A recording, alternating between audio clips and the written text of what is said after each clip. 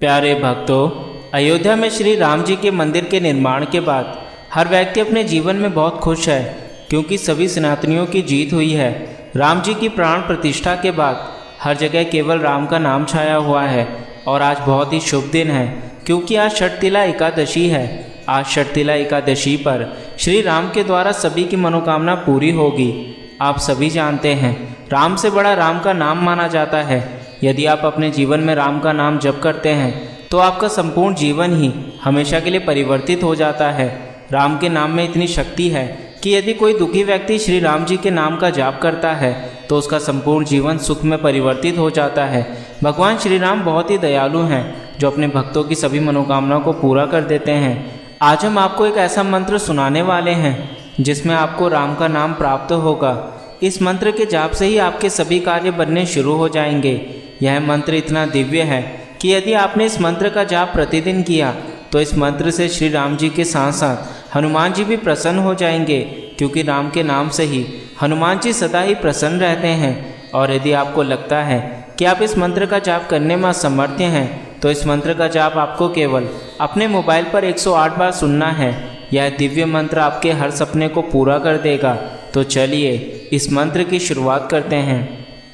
ऐहि श्री राम एष मंत्रः सर्वेषां मनोकामनां सिद्धर्थया। ऐहि श्री राम एष मंत्रः सर्वेषां मनोकामनां सिद्धर्थया।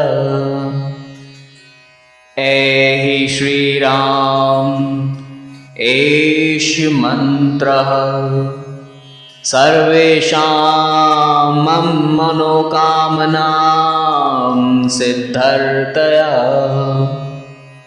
ऐहि श्री राम एष मंत्रः सर्वेषां मनोकामनां सिद्धर्थया। ऐहि श्री राम एष मंत्रः सर्वेषां मनोकामनां सिद्धर्थया। ऐहि श्री राम एष मंत्रः सर्वेषां मनोकामनां सिद्धर्थया। ऐहि श्री राम एष मंत्रः सर्वेषां मनोकामनां सिद्धर्थया। ऐहि श्री राम एष मंत्रः सर्वेषां मनोकामनां सिद्धर्थया। ऐहि श्री राम एष मंत्रः सर्वेषां मनोकामनां सिद्धर्थया। ऐहि श्री राम एष मंत्रः सर्वेषां मनोकामनां सिद्धर्थया। ऐहि श्री राम एष मंत्रः सर्वेषां मनोकामनां सिद्धर्थया। ऐहि श्री राम एष मंत्रः सर्वेषां मनोकामनां सिद्धर्थया। ऐहि श्री राम एष मंत्रः सर्वेषां मनोकामनां सिद्धर्थया। एहि श्री राम एष मन्त्रः सर्वेषां मनोकामनां सिद्धर्थया। ऐहि श्रीराम एष मन्त्रः सर्वेषां मनोकामनां सिद्धर्थया। ऐहि श्रीराम एष मन्त्रः सर्वेषां मनोकामनां सिद्धर्थया। ऐहि श्रीराम एष मन्त्रः सर्वेषां मनोकामनां सिद्धर्थया।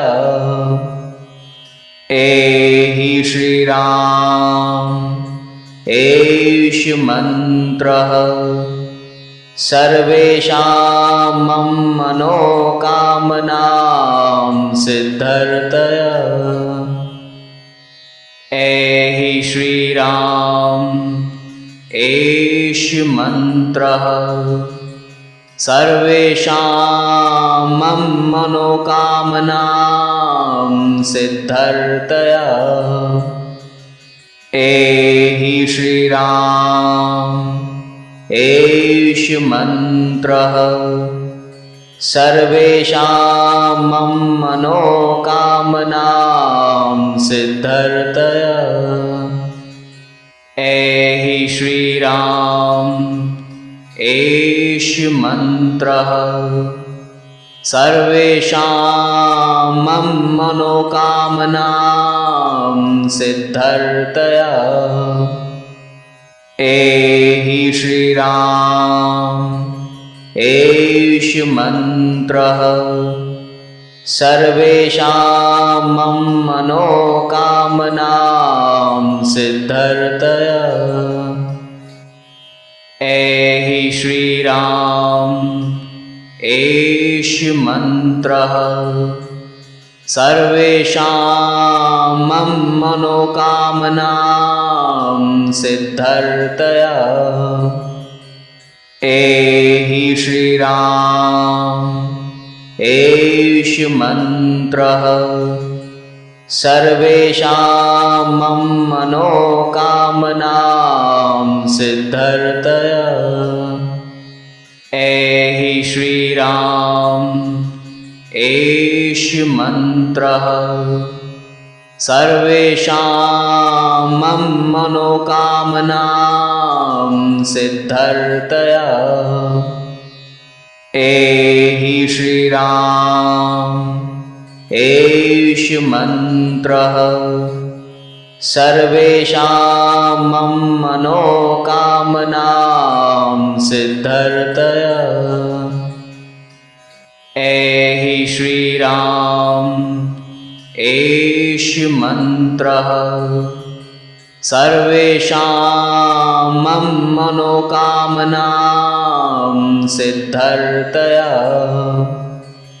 ऐहि श्रीराम एष मन्त्रः सर्वेषां मनोकामनां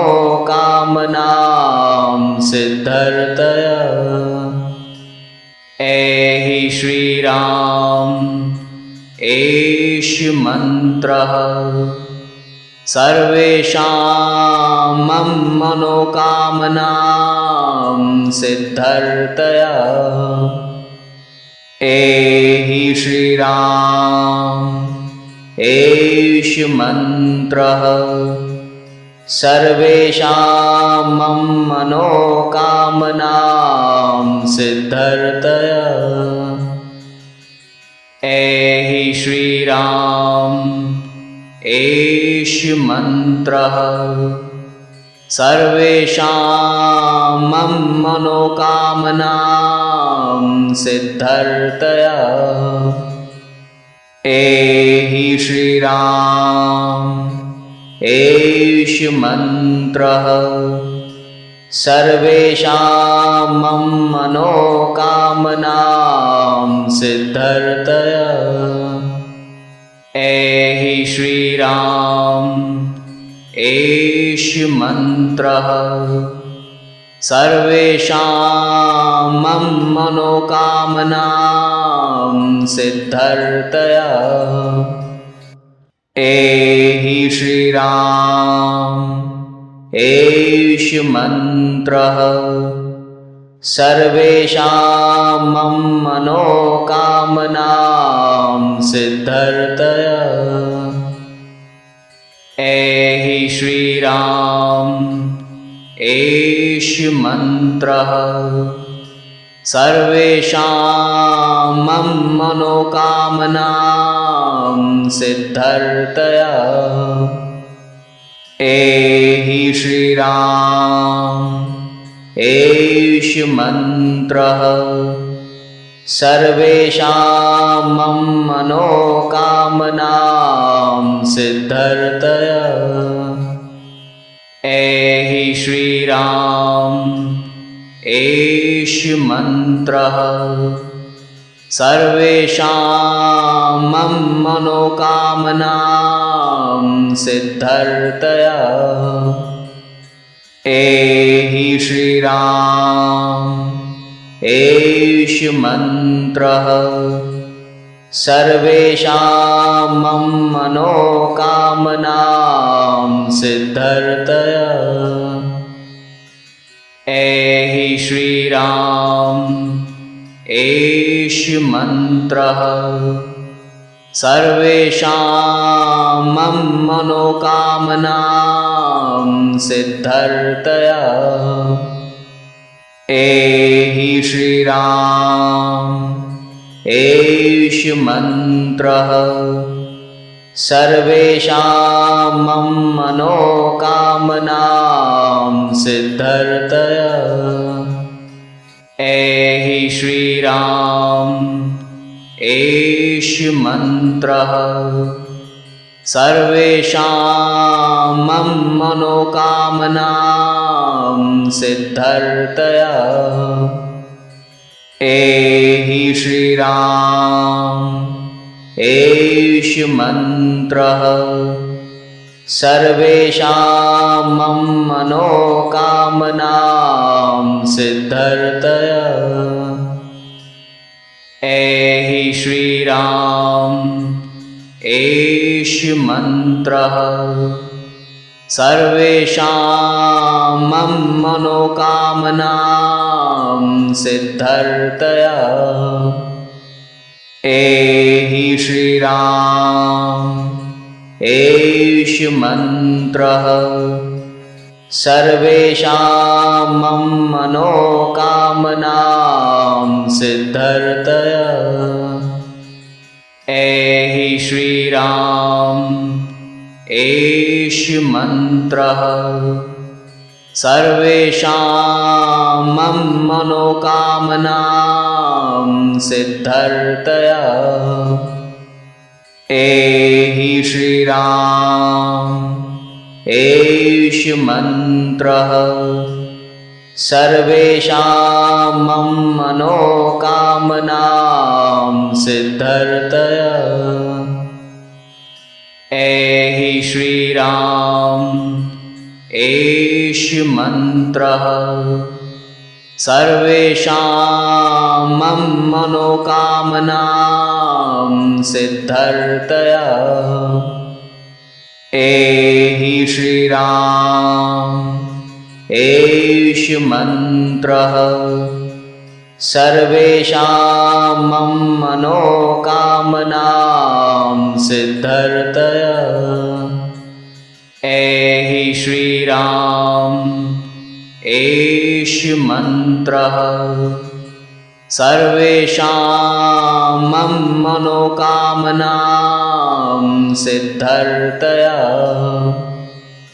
एहि श्रीराम एष मंत्रः सर्वेषां मम मनोकामनां सिद्धर्थया। एहि श्रीराम एष मन्त्रः सर्वेषां मम मनोकामनां सिद्धर्थया। एहि श्रीराम एष मन्त्रः सर्वेषां मम मनोकामनां सिद्धर्थया। एहि श्रीराम एष मन्त्रः सर्वेषां मम मनोकामनां सिद्धर्थया। एहि श्रीराम एष मन्त्रः सर्वेषां मम मनोकामनां सिद्धर्थया। एहि श्रीराम एष मन्त्रः सर्वेषां मम मनोकामनां सिद्धर्थया। एहि श्रीराम एष मन्त्रः सर्वेषां मम मनोकामनां सिद्धर्थया। एहि श्रीराम एष मन्त्रः सर्वेषां मम मनोकामनां सिद्धर्थया। एहि श्रीराम एष मन्त्रः सर्वेषां मम मनोकामनां सिद्धर्थया। एहि श्रीराम एष मन्त्रः सर्वेषां मम मनोकामनां सिद्धर्थया।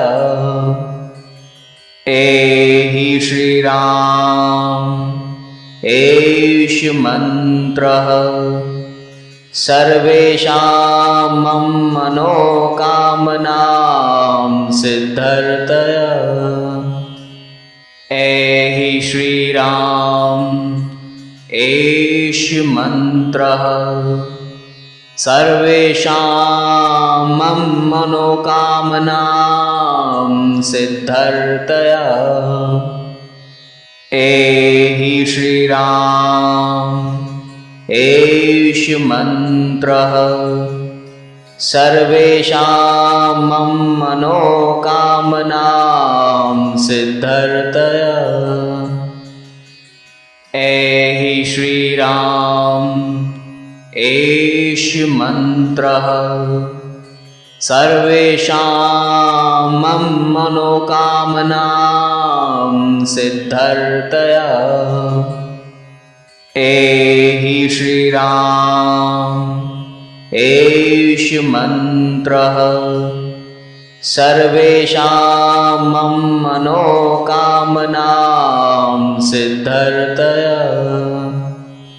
एहि श्रीराम एष मन्त्रः सर्वेषां मम मनोकामनां सिद्धर्थया।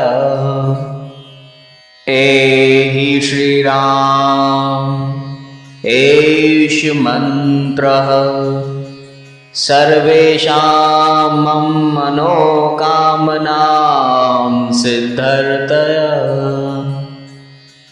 एहि श्रीराम एष मन्त्रः सर्वेषां मम मनोकामनां सिद्धर्थया। एहि श्रीराम एष मन्त्रः सर्वेषां मम मनोकामनां सिद्धर्थया। एहि श्रीराम एष मन्त्रः सर्वेषां मम मनोकामनां सिद्धर्थया। एहि श्रीराम एष मन्त्रः सर्वेषां मम मनोकामनां सिद्धर्थया।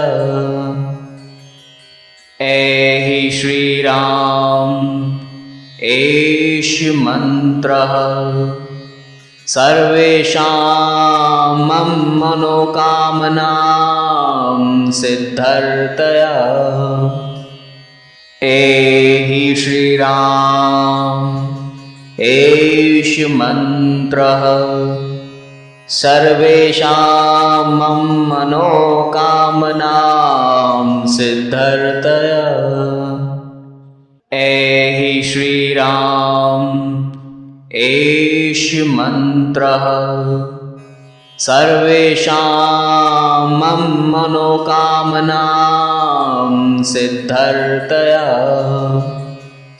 एहि श्रीराम एष मन्त्रः सर्वेषां मम मनोकामनां सिद्धर्थया। एहि श्रीराम एष मन्त्रः सर्वेषां मम मनोकामनां सिद्धर्थया। एहि श्रीराम एष मन्त्रः सर्वेषां मम मनोकामनां सिद्धर्थया। एहि श्रीराम एष मन्त्रः सर्वेषां मम मनोकामनां सिद्धर्थया। एहि श्रीराम एष मन्त्रः सर्वेषां मम मनोकामनां सिद्धर्थया। एहि श्रीराम एष मन्त्रः सर्वेषां मम मनोकामनां सिद्धर्थया। एहि श्रीराम एष मन्त्रः सर्वेषां मम मनोकामनां सिद्धर्थया। एहि श्रीराम एष मन्त्रः सर्वेषां मम मनोकामनां सिद्धर्थया। एहि श्रीराम एष मन्त्रः सर्वेषां मम मनोकामनां सिद्धर्थया। एहि श्रीराम एष मन्त्रः सर्वेषां मम मनोकामनां सिद्धर्थया।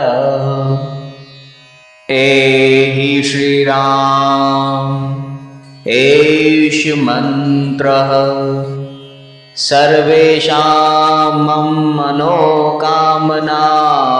सिद्धर्थया। एहि श्रीराम एष मन्त्रः सर्वेषां मम मनोकामनां सिद्धर्थया। एहि श्रीराम एष मन्त्रः सर्वेषां मम मनोकामनां सिद्धर्थया। एहि श्रीराम एष मन्त्रः सर्वेषां मम मनोकामनां सिद्धर्थया। एहि श्रीराम एष मन्त्रः सर्वेषां मम मनोकामनां सिद्धर्थया। एहि श्रीराम एष मन्त्रः सर्वेषां मम मनोकामनां सिद्धर्थया। एहि श्रीराम एष मन्त्रः सर्वेषां मम मनोकामनां सिद्धर्थया। एहि श्रीराम एष मन्त्रः सर्वेषां मम मनोकामनां सिद्धर्थया। एहि श्रीराम एष मन्त्रः सर्वेषां मम मनोकामनां सिद्धर्थया।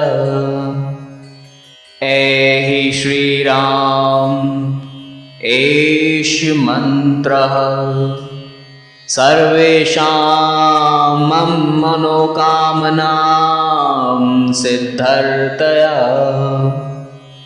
एहि श्रीराम एष मन्त्रः सर्वेषां मम मनोकामनां सिद्धर्थया।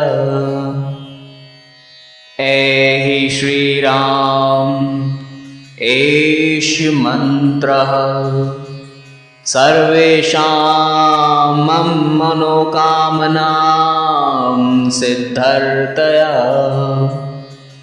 एहि श्रीराम एष मन्त्रः सर्वेषां मम मनोकामनां सिद्धर्थया।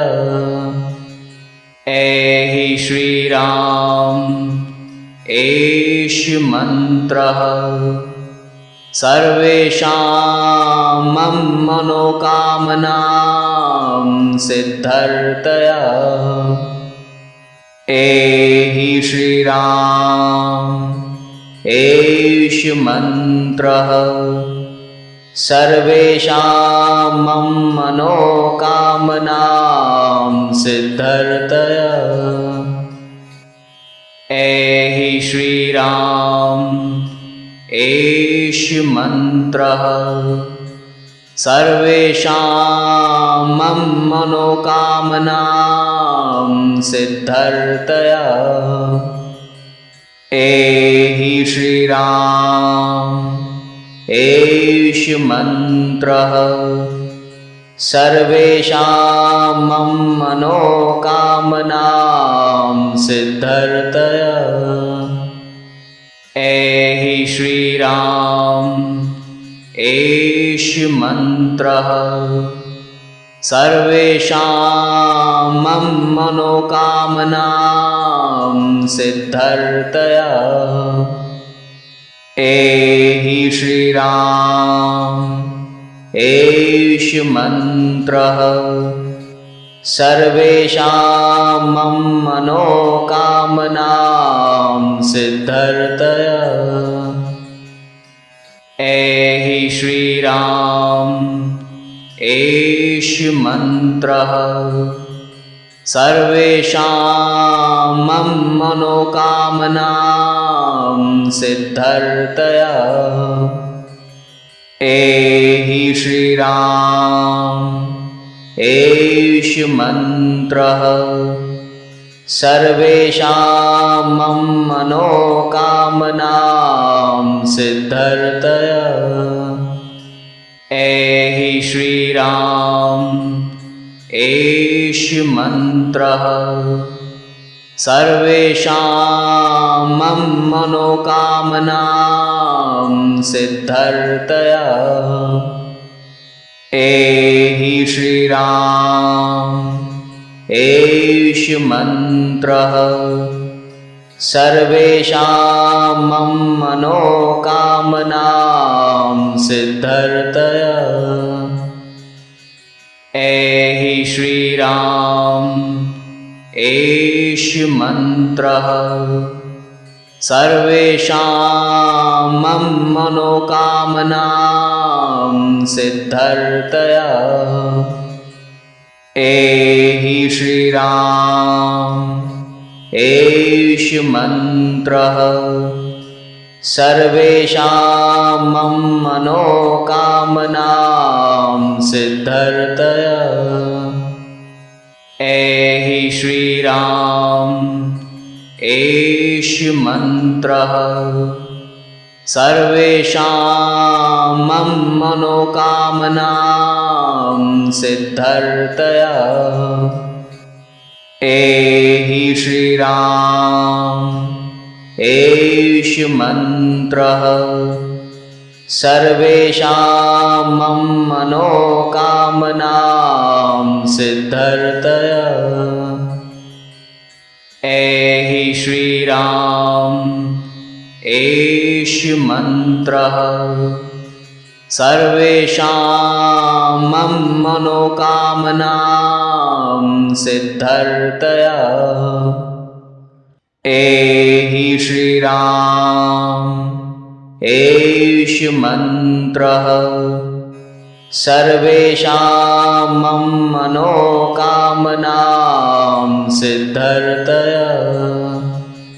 एहि श्रीराम एष मंत्रः सर्वेषां मम मनोकामनां सिद्धर्थया। एहि श्रीराम एष मंत्रः सर्वेषां मम मनोकामनां सिद्धर्थया। एहि श्रीराम एष मंत्रः सर्वेषां मम मनोकामनां सिद्धर्थया। एहि श्रीराम एष मंत्रः सर्वेषां मम मनोकामनां सिद्धर्थया।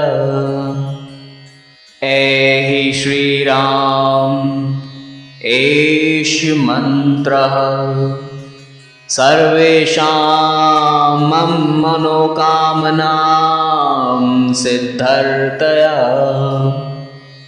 एहि श्रीराम एष मंत्रः सर्वेषां मम मनोकामनां सिद्धर्थया।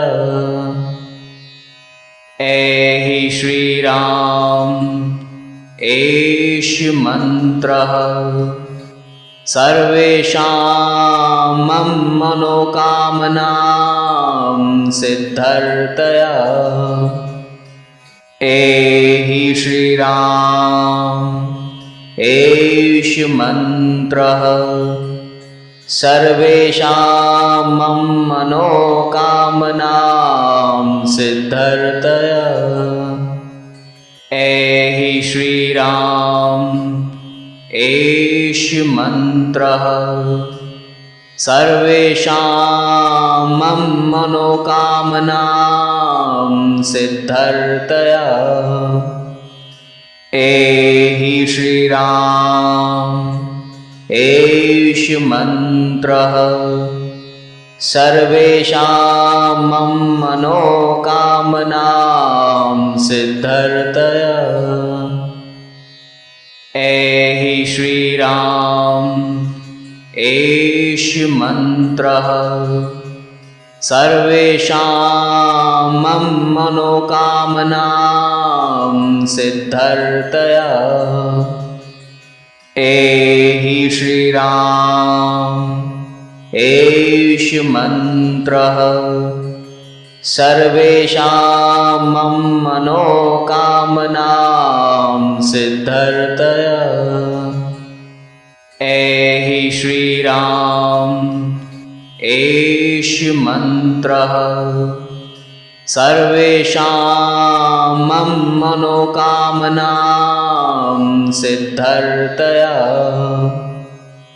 एहि श्रीराम एष मन्त्रः सर्वेषां मनोकामनां सिद्धर्थया। एहि श्रीराम एष मन्त्रः सर्वेषां मनोकामनां सिद्धर्थया। एहि श्रीराम एष मन्त्रः सर्वेषां मनोकामनां सिद्धर्थया। एहि श्रीराम एष मन्त्रः सर्वेषां मनोकामनां सिद्धर्थया। एहि श्रीराम एष मन्त्रः सर्वेषां मनोकामनां सिद्धर्थया। एहि श्रीराम एष मन्त्रः सर्वेषां मनोकामनां सिद्धर्थया। एहि श्रीराम एष मन्त्रः सर्वेषां मनोकामनां सिद्धर्थया। एहि श्रीराम एष मन्त्रः सर्वेषां मनोकामनां सिद्धर्थया। एहि श्रीराम एष मन्त्रः सर्वेषां मनोकामनां सिद्धर्थया। एहि श्रीराम एष मन्त्रः सर्वेषां मनोकामनां सिद्धर्थया। एहि श्रीराम एष मन्त्रः सर्वेषां मनोकामनां सिद्धर्थया। एहि श्रीराम एष मन्त्रः सर्वेषां मनोकामनां सिद्धर्थया।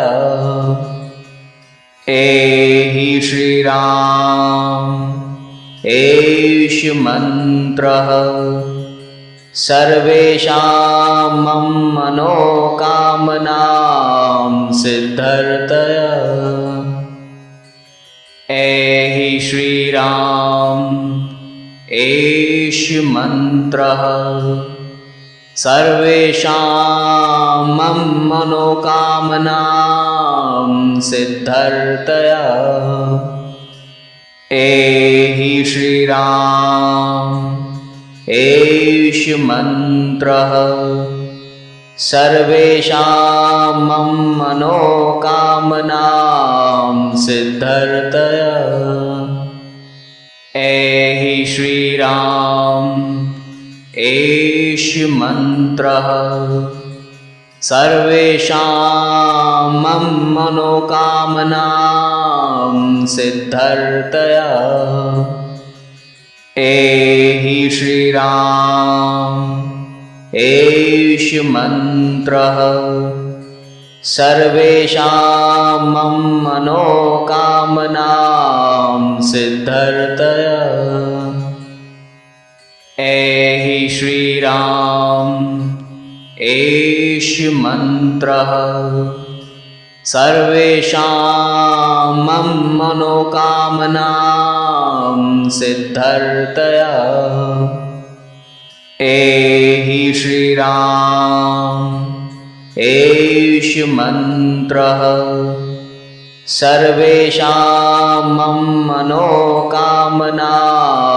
सिद्धर्थया।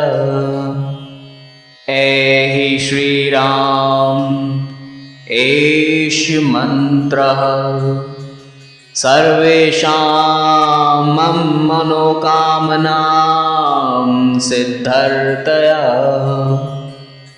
एहि श्रीराम एष मन्त्रः सर्वेषां मनोकामनां सिद्धर्थया। एहि श्रीराम एष मन्त्रः सर्वेषां मनोकामनां सिद्धर्थया। एहि श्रीराम एष मन्त्रः सर्वेषां मनोकामनां सिद्धर्थया। एहि श्रीराम एष मन्त्रः सर्वेषां मनोकामनां सिद्धर्थया। एहि श्रीराम एष मन्त्रः सर्वेषां मनोकामनां सिद्धर्थया। एहि श्रीराम एष मन्त्रः सर्वेषां मनोकामनां सिद्धर्थया। एहि श्रीराम एष मन्त्रः सर्वेषां मनोकामनां सिद्धर्थया। एहि श्रीराम एष मन्त्रः सर्वेषां मनोकामनां सिद्धर्थया। एहि श्रीराम एष मन्त्रः सर्वेषां मनोकामनां सिद्धर्थया। एहि श्रीराम एष मन्त्रः सर्वेषां मनोकामनां सिद्धर्थया। एहि श्रीराम एष मन्त्रः सर्वेषां मनोकामनां सिद्धर्थया। एहि श्रीराम एष मन्त्रः सर्वेषां मनोकामनां सिद्धर्थया। एहि श्रीराम एष मन्त्रः सर्वेषां मनोकामनां सिद्धर्थया। एहि श्रीराम एष मन्त्रः सर्वेषां मनोकामनां सिद्धर्थया। एहि श्रीराम एष मन्त्रः सर्वेषां मनोकामनां सिद्धर्थया। एहि श्रीराम एष मन्त्रः सर्वेषां मनोकामनां सिद्धर्थया। एहि श्रीराम एष मन्त्रः सर्वेषां मम मनोकामनां सिद्धर्थया। एहि श्रीराम एष मन्त्रः सर्वेषां मम मनोकामनां सिद्धर्थया। एहि श्रीराम एष मन्त्रः सर्वेषां मम मनोकामनां सिद्धर्थया। एहि श्रीराम एष मन्त्रः सर्वेषां मम मनोकामनां सिद्धर्थया। एहि श्रीराम एष मन्त्रः सर्वेषां मम मनोकामनां सिद्धर्थया। एहि श्रीराम एष मन्त्रः सर्वेषां मम मनोकामनां सिद्धर्थया। एहि श्रीराम एष मन्त्रः सर्वेषां मम मनोकामनां सिद्धर्थया। एहि श्रीराम एष मन्त्रः सर्वेषां मम मनोकामनां सिद्धर्थया। एहि श्रीराम एष मन्त्रः सर्वेषां मम मनोकामनां सिद्धर्थया। एहि श्रीराम एष मन्त्रः सर्वेषां मम मनोकामनां सिद्धर्थया। एहि श्रीराम एष मन्त्रः सर्वेषां मम मनोकामनां सिद्धर्थया।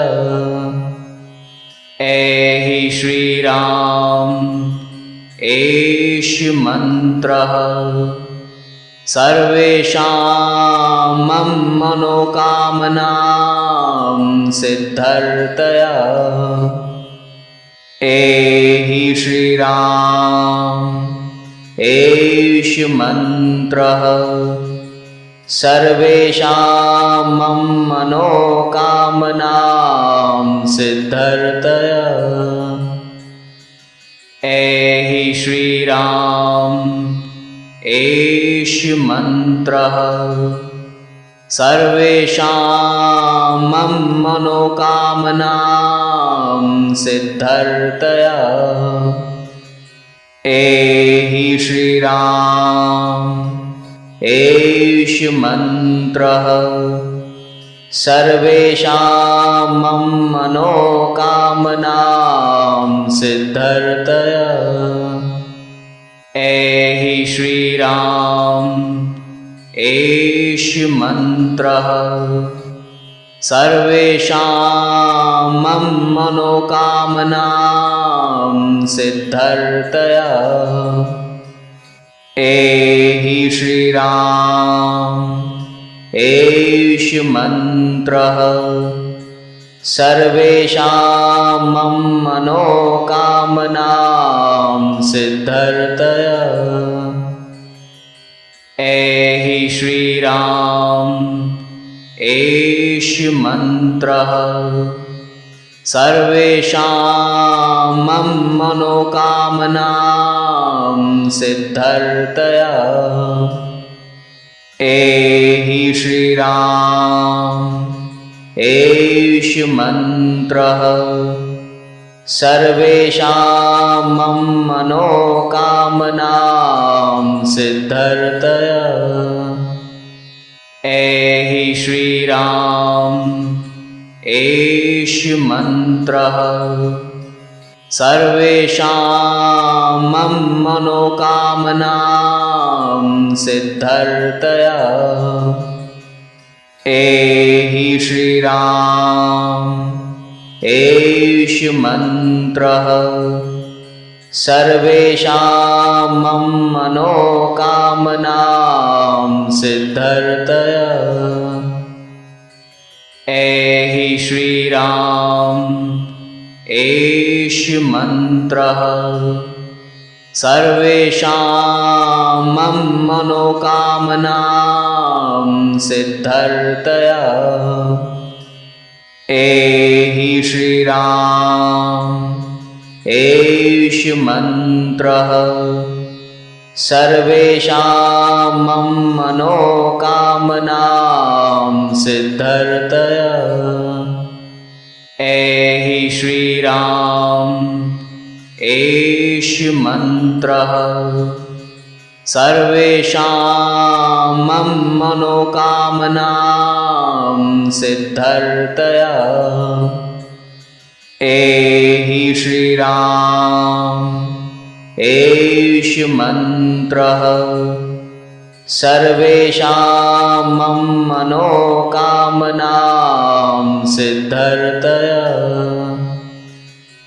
एहि श्रीराम एष मन्त्रः सर्वेषां मम मनोकामनां सिद्धर्थया।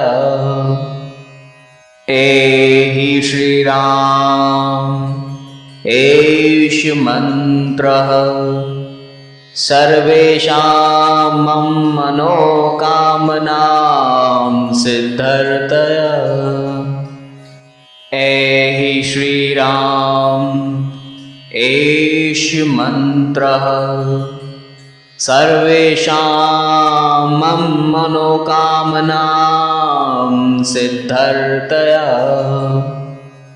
एहि श्रीराम एष मन्त्रः सर्वेषां मम मनोकामनां सिद्धर्थया।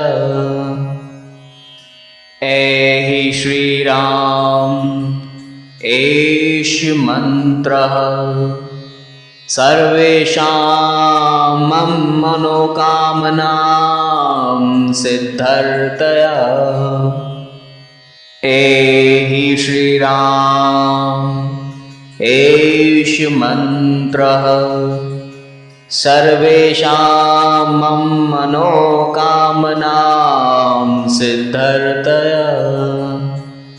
एहि श्रीराम एष मन्त्रः सर्वेषां मम मनोकामनां सिद्धर्थया। एहि श्रीराम एष मन्त्रः सर्वेषां मम मनोकामनां सिद्धर्थया। एहि श्रीराम एष मन्त्रः सर्वेषां मम मनोकामनां सिद्धर्थया। एहि श्रीराम एष मन्त्रः सर्वेषां मम मनोकामनां सिद्धर्थया। एहि श्रीराम एष मन्त्रः सर्वेषां मम मनोकामनां सिद्धर्थया। एहि श्रीराम एष मन्त्रः सर्वेषां मम मनोकामनां सिद्धर्थया। एहि श्रीराम एष मन्त्रः सर्वेषां मम मनोकामनां सिद्धर्तया। एहि श्रीराम एष मन्त्रः सर्वेषां मम मनोकामनां सिद्धर्तया।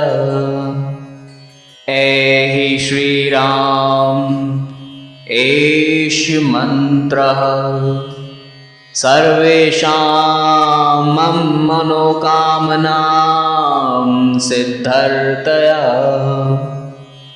एहि श्रीराम एष मन्त्रः सर्वेषां मम मनोकामनां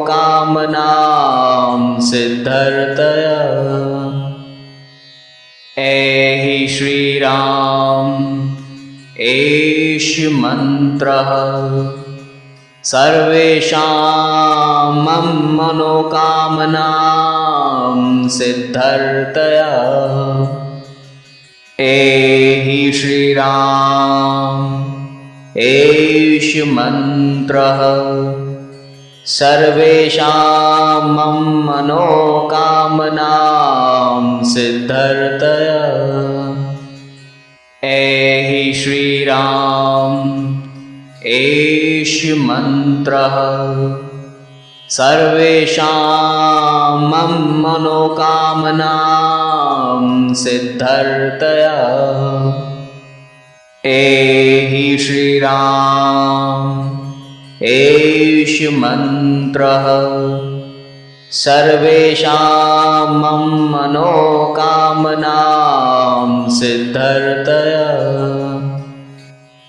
एहि श्रीराम एष मन्त्रः सर्वेषां मम मनोकामनां सिद्धर्तया। एहि श्रीराम एष मन्त्रः सर्वेषां मम मनोकामनां सिद्धर्तया। एहि श्रीराम एष मन्त्रः सर्वेषां मम मनोकामनां सिद्धर्तया।